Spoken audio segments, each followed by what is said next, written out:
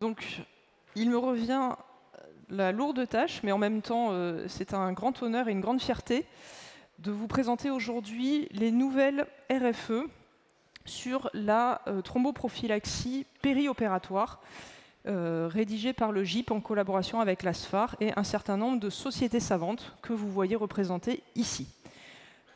C'est un texte dense, disponible sur le site du GIHP, que je vous invite bien sûr à aller visiter, disponible également sur le site de l'ASFAR. Et pour la présentation d'aujourd'hui, j'ai bien été contrainte de faire des choix.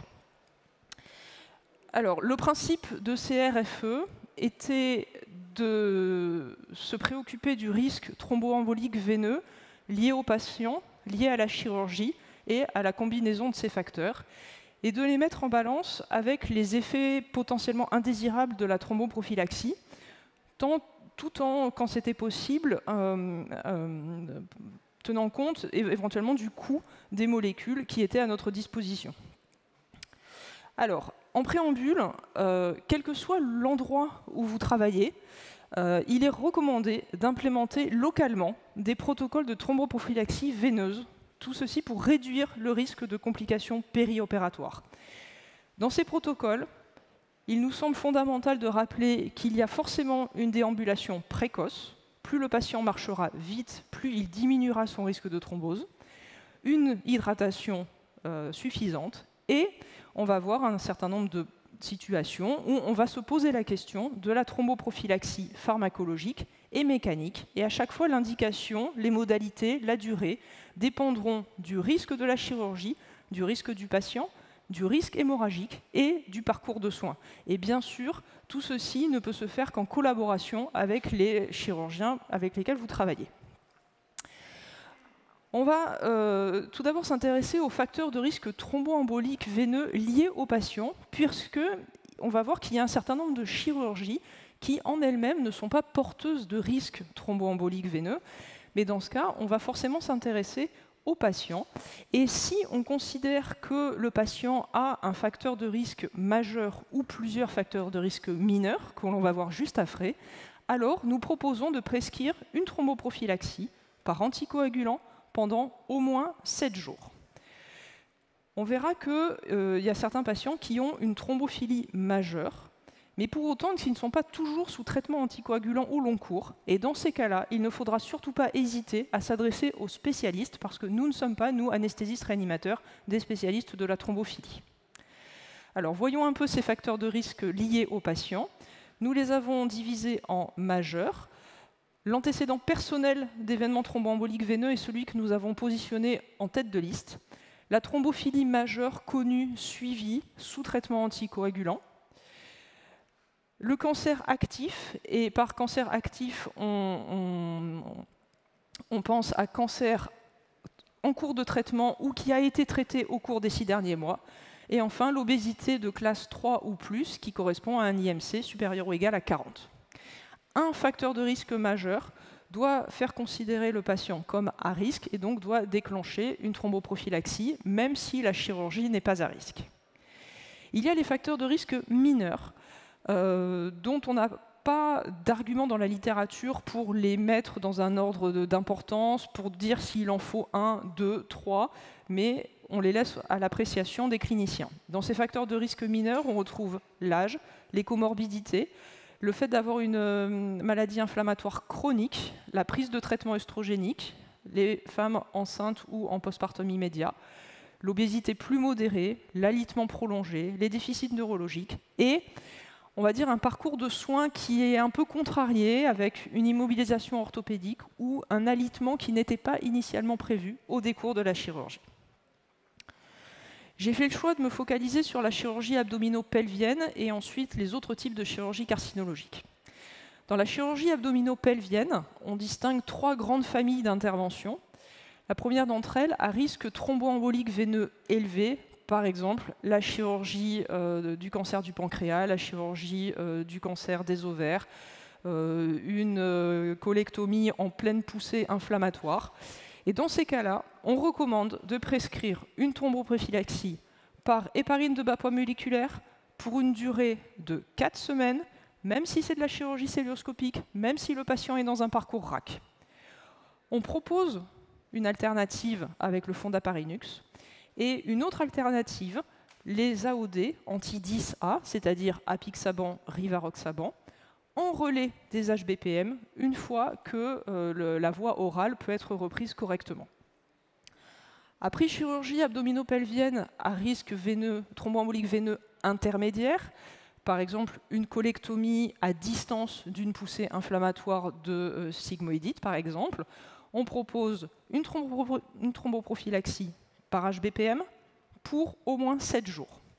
Et enfin, dans les chirurgies abdominopelviennes à faible risque thromboembolique veineux, par exemple la cholécystectomie programmée, la chirurgie en elle-même n'est pas pourvoyeuse de risque. On propose de ne pas prescrire de thromboprophylaxie de manière systématique, mais à ce moment-là, on étudiera de plus près les facteurs liés au patient, et en cas de facteurs de risque majeurs ou de combinaison de facteurs de risque mineurs, on proposera une thromboprophylaxie pharmacologique. En chirurgie carcinologique hors abdomen et pelvis, si la chirurgie est considérée comme à risque élevé, nous recommandons la prescription d'une thromboprophylaxie par HBPM pour au moins 7 jours.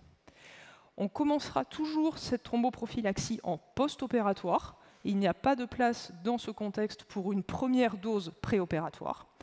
Et enfin, nous proposons d'utiliser la compression pneumatique intermittente, soit quand il n'y a pas de possibilité de faire une prophylaxie pharmacologique, parce qu'on considère que le risque hémorragique est majeur, soit en association à la prophylaxie pharmacologique, en cas de très haut risque thromboembolique veineux, par exemple la conjonction d'une chirurgie à haut risque chez un patient à haut risque. Quelques mots sur les moyens mécaniques. Il n'y a plus de place, plus aucune, pour les contentions élastiques graduées pour la thromboprophylaxie, quel que soit le risque du patient. Donc, exit les bas de contention.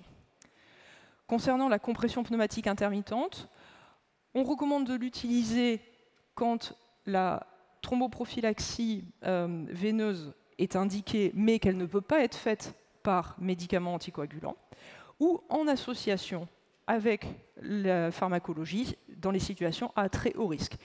Et dans tous les cas, la mise en place d'une compression pneumatique intermittente ne doit pas retarder la reprise de la déambulation, puisque, je vous l'ai dit tout à l'heure, un patient qui marche sera à moins risque de thrombose. Une situation particulière, mais qu'on rencontre fréquemment, c'est l'insuffisance rénale chronique, qu'on a divisée en deux catégories, l'insuffisance rénale sévère et l'insuffisance rénale terminale. Concernant l'insuffisance rénale sévère, définie par un débit de filtration glomérulaire calculé selon la formule de Cockcroft, donc quand ce débit de filtration est inférieur à 30, mais reste supérieur à 15, donc on recommande d'adapter les modalités de la thromboprophylaxie à la fonction rénale. Il est proposé d'utiliser les héparines de bas poids moléculaire en première intention, plutôt que l'héparine non fractionnée ou les AOD. Et en fonction des molécules, les adaptations sont les suivantes. De l'énoxaparine, 2000 unités au lieu des 4000 habituels, une fois par jour, si le débit de filtration est entre 15 et 30. Et si le débit de filtration est supérieur à 20, on a aussi la possibilité d'utiliser la tinzaparine, 4500 unités, une fois par jour. Enfin, pour les patients en insuffisance rénale terminale, c'est-à-dire avec une clairance toujours calculée selon le Cockcroft inférieure à 15, nous recommandons même la calciparine à la posologie de 5000 unités, 2 fois par jour. Voici en résumé et en couleur les différentes molécules disponibles avec le débit de filtration glomérulaire, et vous voyez que les cases en orange sont les recommandations du GIHP, c'est-à-dire que nous réservons l'héparine non fractionnée seulement aux patients dont la clairance de la créatinine est inférieure à 15. Pour les autres, c'est ce qu'on retrouve dans les résumés des caractéristiques des produits. Concernant l'obésité, donc on va pouvoir prendre en charge des patients atteints d'obésité pour une chirurgie bariatrique ou pour tout autre type de chirurgie non bariatrique. Tant que l'IMC est strictement inférieur à 40, nous proposons d'utiliser un schéma posologique standard, donc pas de majoration des doses, quel que soit le type de chirurgie. Chez les patients qui ont une obésité de classe 3 et au-delà, donc un IMC supérieur ou égal à 40, eh bien, nous proposons les ajustements posologiques suivants. Enoxaparine, 4000 unités 2 fois par jour. On peut également envisager 6000 unités 1 fois par jour. On peut même aller jusqu'à 6000 unités 2 fois par jour pour les patients qui ont à la fois un IMC élevé, mais également un poids supérieur à 150. Prudence toutefois, cette posologie de 6000 unités 2 fois par jour peut être associée à plus d'événements hémorragiques. On peut utiliser la daltéparine, 5000 unités 2 fois par jour, la tinzaparine, 75 unités de kilo de poids réel 1 fois par jour, le fondaparinux, l'apixaban, le rivaroxaban. Attention, toutefois, il y a très peu d'expérience et donc très peu de littérature avec apixaban ou rivaroxaban chez les patients ayant un IMC supérieur à 50 ou des poids supérieurs à 150. Chez les patients qui ont une obésité de classe 3 et au-delà, qui par ailleurs sont opérés d'une chirurgie à risque considérée comme élevée, par exemple une DPC, une hépatectomie, un cancer des ovaires, de l'estomac ou autre, on propose d'associer à cette prophylaxie pharmacologique la compression pneumatique intermittente. Le cas particulier de la chirurgie bariatrique, c'est que vous le savez, en post-opératoire, il va y avoir des troubles de l'absorption digestive. Et donc, on propose la thromboprophylaxie par HBPM ou fondaparinux pour une durée minimale de 10 jours. Dans ce contexte post-opératoire immédiat de chirurgie bariatrique, on n'a pas positionné, et parce qu'il n'y a pas d'argument dans la littérature pour le faire, et il y a même plutôt des arguments contre les AOD en post-opératoire immédiat. Y a-t-il une place pour le monitorage biologique? Faut-il faire des prélèvements biologiques itératifs aux patients à qui on prescrit une thromboprophylaxie post-opératoire? Alors vous voyez qu'il est proposé de ne pas mesurer l'activité anti-DISA quand les patients sont sous HBPM, ne pas mesurer le niveau d'anticoagulation au cours d'une prophylaxie, qu'elle soit par AOD, fondaparinux ou HNF. Et même chez les patients de poids extrême et les insuffisants rénaux, il est proposé de ne toujours pas mesurer le niveau d'anticoagulation. Donc, ça c'est pour la routine. Maintenant, le patient est sous thromboprophylaxie, tout se passe bien jusqu'à ce qu'un événement hémorragique post-opératoire survienne. Dans ces cas-là, il peut y avoir une place, sous réserve d'avoir établi un protocole local, à un dosage de l'activité anticoagulante pour ensuite gérer la situation hémorragique. Par contre, même avec les HBPM, et même si ce risque est nettement inférieur au risque que l'on constate avec l'héparine non fractionnée, il y a une place à la surveillance plaquettaire pour surveiller la survenue d'une éventuelle thrombopénie qui pourrait faire penser à une thrombopénie induite à l'héparine.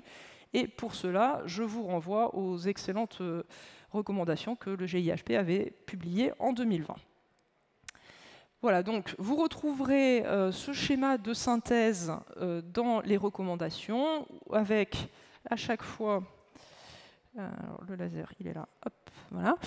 Donc à chaque fois, première question, le risque thromboembolique veineux de la chirurgie est-il faible ou élevé? S'il est élevé, on ne se pose pas plus de questions et on prescrit une anticoagulation. Si le risque de la chirurgie est faible, on va s'interroger sur les facteurs de risque du patient. Il n'y en a pas, il y en a, et vous avez ici la liste des facteurs de risque considérés comme majeurs et mineurs, les adaptations posologiques proposées en cas d'insuffisance rénale et celles proposées en cas d'obésité.